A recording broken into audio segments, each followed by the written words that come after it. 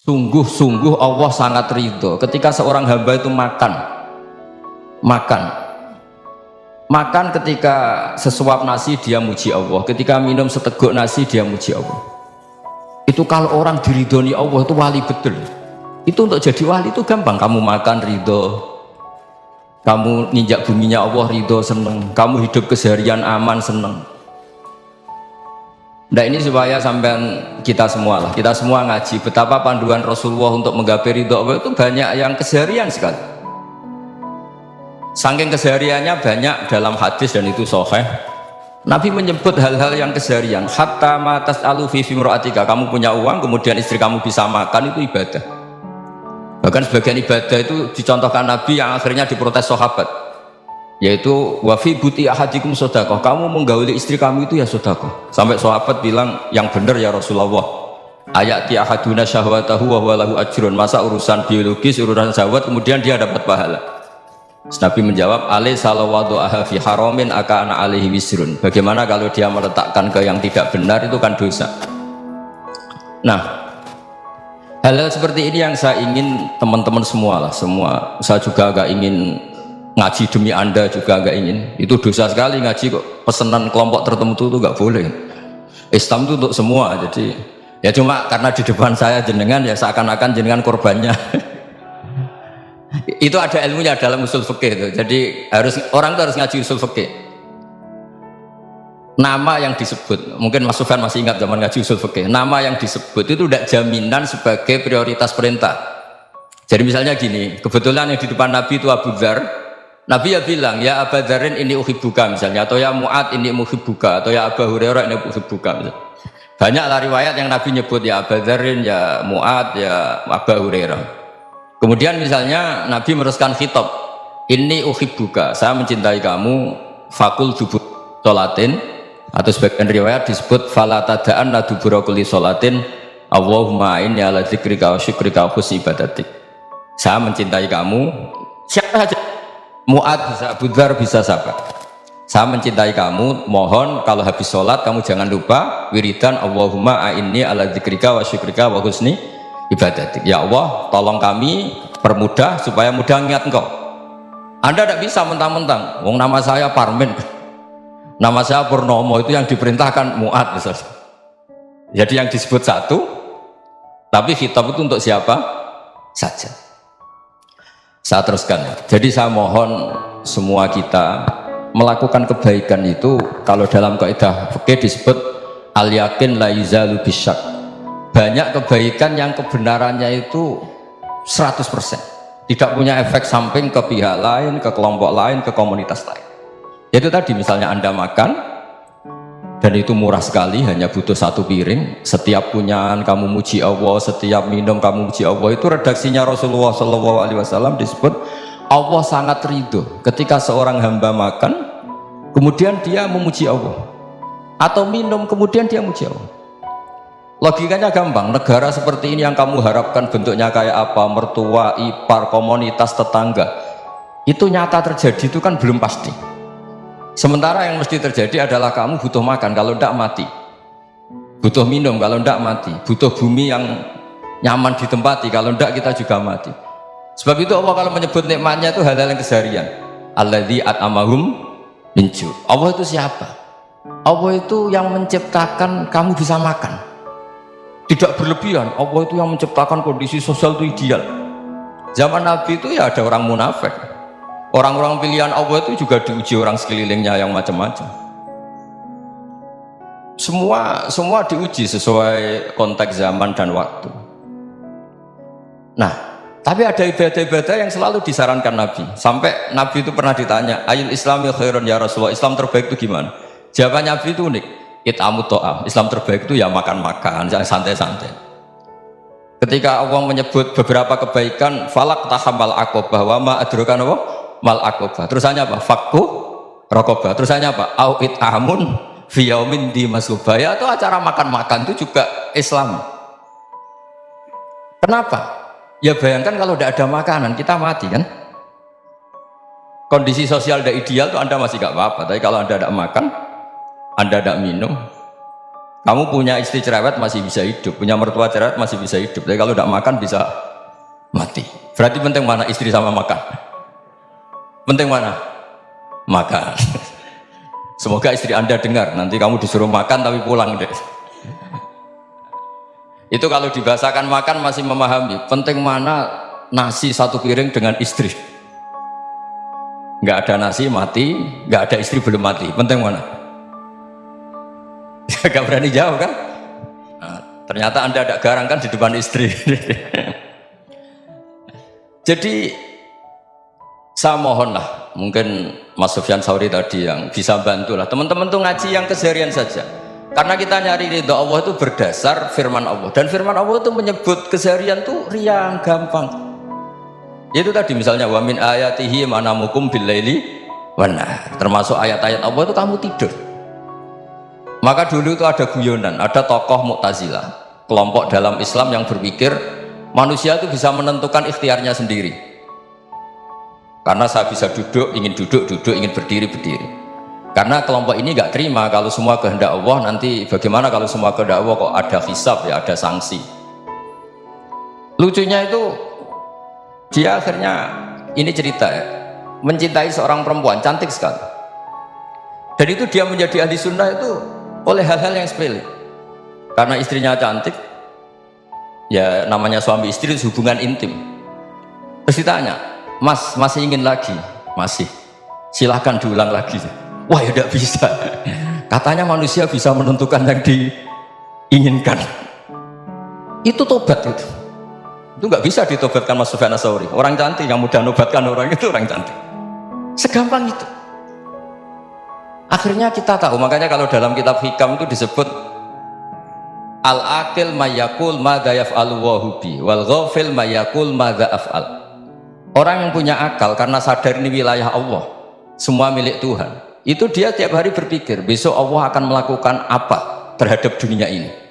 Kamu merencanakan suatu mau plesir ternyata gempa, mau wisata ke Rusia ternyata perang. Kamu tidak pernah tahu apa yang akan terjadi besok. Wa ma tadri nafsum madza taksibu ghadan.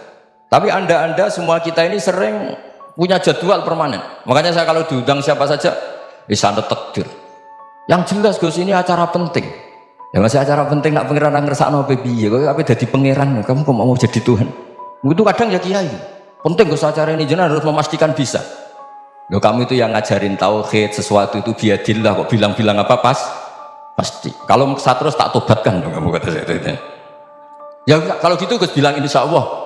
Wah itu hati saya, fisik saya, roh saya sudah bilang insya Allah. Tidak usah kamu latih kata saya. Nah hal-hal tauhid keseharian itu gampang sebetulnya. Wal ghafil yaqulu madza af'al. Tapi orang yang lupa Allah dia setiap hari bilang besok apa? Kita bisa melakukan apa? Seakan-akan dia itu aktor, dia penting, dia subjek permanen, dia. Padahal kita ini hanya objek kehendak Allah Subhanahu wa taala. Karena kita yakin sesuatu yang terjadi di alam raya ini kita tidak bisa apa-apa. Makanya saya sering ngaji, sering bilang saya, ketika Anda mensifati Allah, dia yang menghidupkan, sudah itu tanamkan sehingga ketika kita mati santai saja. Kenapa santai? Allah punya cara menghidupkan kita. Zaman kita hidup juga gak tahu caranya ngelola jantung, ngelola paru-paru. Kamu juga gak tahu ngelola oksigen yang tidak beracun, tidak mengandung polusi. Tahu-tahu hidup. Gak ingin tua ya tahu-tahu tua, gak ingin mati tahu-tahu mati. Selama ini kita hidup juga agak tahu apa sebetulnya. Hanya gaya tok, punya jadwal, punya planning. Kalau kamu bisa menentukan pilihan Anda, pasti Anda istrinya cantik, 4 neriman semua, kona'ah semua. Nyatanya enggak kan? Ada 1 jelek, cerewet. Oh itu kan, nyatanya enggak bisa apa-apa Anda kan? Dan kamu bawa mati lagi. Itu kan. Istri Anda juga gitu, punya keinginan punya suami yang ganteng, yang jabat, yang riman, yang enggak poligami. Ya tidak kesampaian juga. Kalau kita ngitung tingkat kegagalan kita itu gagal terus. Ya kan? Nah, terus ingat Allah, madza yaf'alu wa hubi. Orang yang punya akal selalu berpikir Allah itu menghendaki apa terhadap saya. Loh, sama-sama orang ngelihat orang yang serius, itu kata Anda itu pemikir berat, serius, senang punya tokoh yang merengut tuh, karena kamu anggap serius. Tapi sebagian orang nganggap orang yang serius itu wong merengut, wong masam, wong muka kok ditekuk. Jadi sama itu hati, ya muqallibal qulub tsabbit qalbi ala dinik, karena kita nggak tahu cara berpikir kita tentang orang lain, tentang sekeliling kita. Misalnya kita orang baik yang jenis ngrumat fakir miskin, ada orang bangun masjid mewah itu janggal. Apa artinya masjid mewah kalau banyak orang kelaparan? Tapi kalau yang jenis pendidikan, apa artinya masjid mewah kalau tidak bisa ngaji? Nanti yang jenis infrastruktur, apa artinya ini kalau semuanya punya sudut pandang yang berbeda-beda. Dan Islam mengapresiasi semua kebaikan. Tapi katakan semua kebaikan itu adalah kehendak Allah Subhanahu wa taala. Karena apapun baik Anda itu pakai fasilitas yang diberikan oleh Allah Subhanahu wa taala. Sehingga ini yang disebut kulillah sumadarhum fi khawdihim yal'abun. Ya, kembali tadi ke tema-tema bahwa keseharian Anda ini sudah Islami. Saat Anda tidak bisa melakukan apa saja. Saya sering ada jenazah, biasanya kalau tetangga meninggal saya sering disuruh ngelepas. Saya bilang orang ini baik karena sering ngelamun di rumah, sering nganggur di rumah. Ditanya sama anaknya, kenapa Gus nganggur baik? Ya kalau dia nganggur artinya juga gak berbuat sesuatu yang maksiat kan? Ya kan, orang nganggur di rumahnya ya tidak bunuh orang, tidak maling, tidak korupsi, ya namanya nganggur di rumah. Lah cuma istri cara pandang nganggur gak menghasilkan uang gitu, tapi juga gak menghasilkan kriminal kan? Jadi sebenarnya Islam itu cara, makanya kalau sampai ngaji usul fikih itu ada kitab usul fikih namanya Lubul Usul, itu terkenal sekali di pesantren itu. Itu kalau ngapresiasi keseharian itu luar biasa.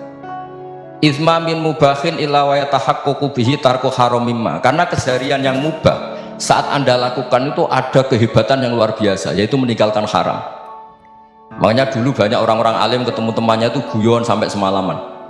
Itu biasanya yang semangat Islam itu, kiai kok tidak tahajud, kiai kok tidak witir. Orang yang sedang mapan uangnya banyak, malam itu tidak kelayaban itu sudah luar biasa. Melawan nafsu supaya tidak maksiat itu sudah luar biasa. Supaya lupa guyon sama temannya semalaman sampai subuh, gejlok-gejlokan mengenang zaman miskin, zaman kuliah nggak jelas, zaman apa. Melihatnya jangan tarkut tahajud seperti ini, meninggalkan tahajud, tapi meninggalkannya ini talkul muharramat. Jadi kayak apa hebatnya? Sehingga Imam Ghazali punya riwayat yang agak unik. Hatta takuna ibadatu akhiri hadil ummah iku an-naum. Sehingga suatu saat ibadah terbaik umat ini itu tidur. Itu kan riwayat kontroversi. Ketika Imam Ghazali tanya, kenapa iya? Kenapa kamu mulai keluar dari rumah itu sudah banyak maksiat, melihat perempuan yang enggak mahram, melihat fenomena. Tapi kalau kamu tidur itu enggak melihat apa-apa. Tapi juga kamu jangan nganggap tidur itu ibadah betul. Saatnya melakukan fardu ain malah masih tidur.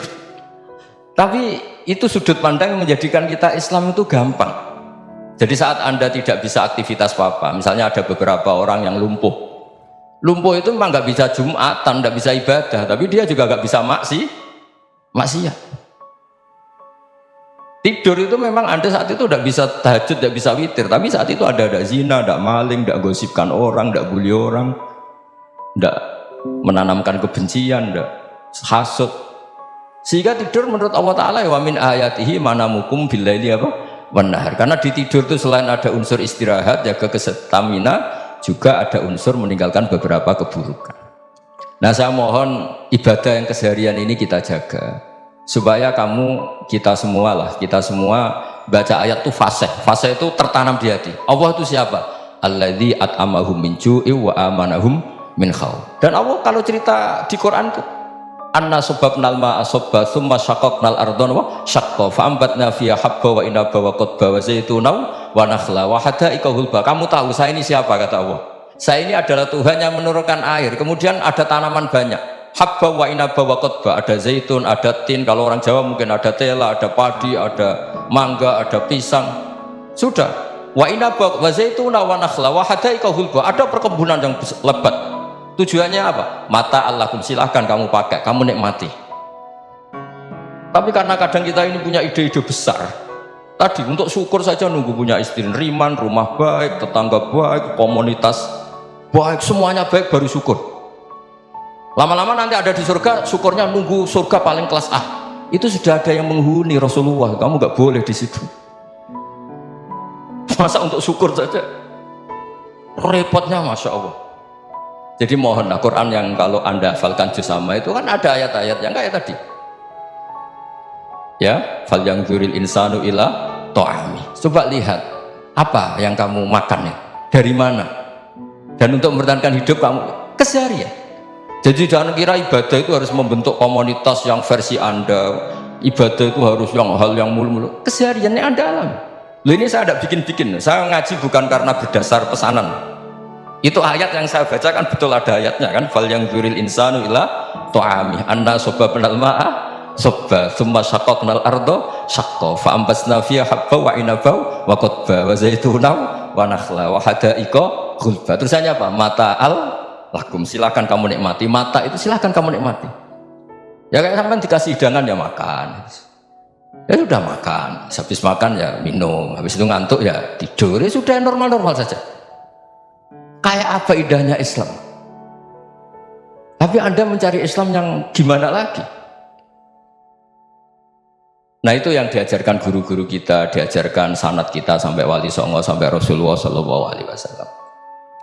Bahwa pada akhirnya ada jihad, ada perang. Itu dulu memang perang, bukan membunuh, beda. Dulu kita dijajah Belanda ya perang, dan itu normal karena kita dijajah. Jadi ketika orang lain ingin baik sama kita, wa in ahadum minal musyrikin astajaruka ya fajirhu hatta yasma'a kalam Allah. Kalau mereka ingin baik ya kita baik. Makanya ada istilah musta'man, mu'ahad. Kalau mereka ingin damai, berdampingan dengan kemajmukan ya itu yang lebih baik. Karena memang Islam menghormati proses perdamaian. Wa in janahu lis-salmi ya fajnah lah. Kalau ingin damai ya kita